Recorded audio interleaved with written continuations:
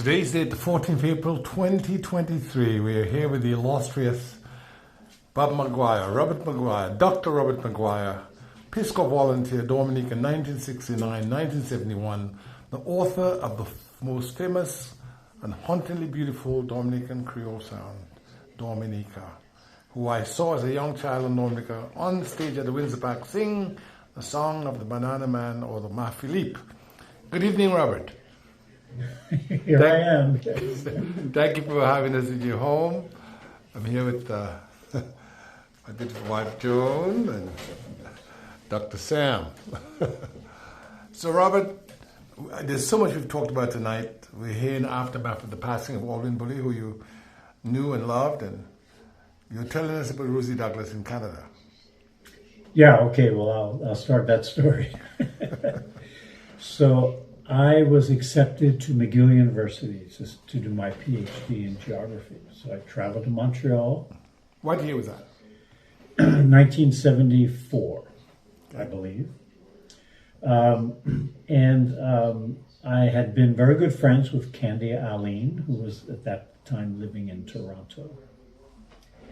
And she got in touch with me, and she asked me if I could do a favor for her. And of course, being a fellow Dominican, I said, yes, sure. What do you need me to do? She said, well, Rosie Douglas is on the lam right now. The RCMP is looking for him, and he doesn't want them to find him right now. So could you put him up for a couple of days? And I instinctively, I said, sure, here's my address, this is where I am. And he came, and I put him up for a couple of days. I was mostly busy at the university, so I had very little contact with him. But then, after he left, I said, oh my God, I'm an American, I'm in Montreal, I'm on a fellowship to do my PhD, and I'm harboring a guy that the RCMP is looking for. Right? I said, is that something I really should have done? After the fact, right? But after the fact, and I thought, oh, of course, I was glad to do it. So, that was my little contribution. To the cause. Yeah. So Robert, you came to Dominica in 1969. Yes. As a Peace Corps volunteer. Yes. And you were specialized, your focus was? My focus was to create a social studies curriculum for the island's primary schools. I had a bachelor's degree in social studies education, so I knew the field. So the government had asked for someone who could help to do that. And all of this, of course, I feel like we're discussing what we talked about earlier. So, Which is what I was saying. And who was the minister at the time, Bob? Well, let me tell you this. I didn't mention this earlier, so I'll elaborate on this one. I flew into Dominica from Trinidad in late August 69. And it was the last flight of the day. So we got in there at dusk. Of course, there were no lights at the airport at that point. And I was met at the airport by my boss, Belgrave O. Robinson, the chief education officer. And that's my wife's uncle. Belgrave was a nice man, but he was also a bit standoffish from time to time. So you don't always get the warm and fuzzy feeling from Belgrave Robinson. Mm-hmm. So he was all correct. He greeted me and took me to his car. And by this time it's dark. And I arrived, it's my first moments in Dominica. And it's August. It's hot. It's supposed to be hot. Mm-hmm. And I remember driving across the island, maybe it's 7, 8 o'clock at night by now, and having to put the window up because it was chilly. And I said, my God, what's going on here? I'm in the Caribbean, it's August, and I'm feeling chilly. Mm-hmm. And that was right away, that was my first indication that I was in a very special place, that I had a lot to learn about. So, Robert, I know and the Minister of Education at the time was W.S. Stevens from Margaret. W.S. Stevens, yes. Yes, and the Premier at that time was Edward Oliver LeBlanc. Did you ever meet him? I met him on a couple of occasions, but the nicest thing I ever had from him was I had a weekly radio show on what was then called Radio Dominica. This was before DBS. I had been volunteering and working with Jeff Charles for a year or so by then. And Dominica was getting a little more airtime bit by bit. You know, when I first started with Jeff, he was doing something called WIBS, the Windward Island Broadcasting Service. At the back of the Rosa Public At the Library. back of the library. In a little room. In a little room. And he had like 15 or 20 minutes every day. Yes. At around noon or 1 o'clock. That's right. To give the news and then to give the deaths, and that was about it. Anyway. By this time, we had a much nicer studio, what was called Radio Dominica, the DBS studio. And I had a program on Fridays. It was a half hour. I think it was around 8:30 or 8 o'clock. And I called the program Think. And each week I took a theme. And I had some poetry, I had some music, I had some narratives, and I had some thoughts. And I would concentrate on that theme for half an hour. It could range from, trees, mountains, boats, just whatever theme I developed. And one night I was doing my program and there was a knock on the door and a fellow came in and he handed me a note and then he took off. And I looked at the note and I opened it up and it was a note from the premier, Edward Oliver LeBlanc, E.O. LeBlanc. And he said he was very much enjoying my program that evening and he listened every week and he very much enjoyed it. And he thanked me for my program. Wow, amazing. Yeah. So, that was the nicest thing he ever did to me. I only met him on a couple of occasions, but he knew who I was. Tell us the time when he came to the meeting at Margaret when everybody Oh, yes. was wearing a suit and he had a shirt jacket. Yes, so this would have been, I suppose this would have been sometime in the late fall or maybe late in the year of 1969 when the newly constructed Marigat primary school was being inaugurated. And I went up there with Belgrade Robinson. We drove up together. We were sitting in the audience in the front. On the stage, there were a number of ministers, including Mr. Stevens. And the event was delayed. It was supposed to start at a certain time, and it didn't. And people were getting a little restless. And the ministers who were sitting on the stage were dressed in fine woolen British suits and ties, and sweating in the sun. And a little bit delayed, but the premier showed up and he walked through the crowd and he got up on the stage. And of course, he started speaking. And the first thing he spoke about was to say that he heard the voices in the audience as he walked through the crowd, murmuring with some sort of discontent about the way he was dressed. He was dressed in a shirt jacket, unlike the ministers there in their suits and ties. And I remember he gave a story. He said, I'm dressed like this because I live in Dominica. I drove in from Roseau. I didn't know whether or not I would have to stop my car and move some rocks that had fallen on the highway or something like that. And he said, this is appropriate dress for Dominica. Not, he pointed to his ministers. He said, not that. Which of course made the ministers sweat even more. So he explained himself, and the audience accepted his explanation. The people were satisfied with his explanation. And I remember going to another school opening sometime after that, and no one was wearing a suit and a tie. Bravo, bravo, bravo. The shirt jack had taken charge. Bravo for EO. Yeah. Well, Bob, we'll come back to you maybe later, but I wanted to get something out before we close off this little teaser, this little appetizer. Alwin Bully has just left us. He was a very good friend of yours. I'm going to ask you to say a few words as to what he meant to you as a friend and to Dominica. But I must let Dominicans know that I'm talking to the author of the most hauntingly beautiful song in Dominica, which is played almost every day on a radio station. It's called Dominica. How did you get to write that song? What inspired you? Because I believe that song is maybe the most famous song written by someone not born in Dominica, that's played regularly on Dominica. Well, let me just give the full title of the song as it appears on the album. It's called Dominica, Land of Such Beauty. And, okay, so I wrote that song, I think it was around November of 1969 is when I wrote that song. I'd been in Dominica for several months. And I was living in Pottersville. I was living next door to the Swansea Domino Club, which kept me awake some nights, later than I wanted to. Next to the Rosa River. Yes, not far from the river. One evening I took out my guitar, sat on the veranda on the ground floor. There was a little veranda. And I remember I had a glass of milk, I had some crackers, and I had a jar of peanut butter.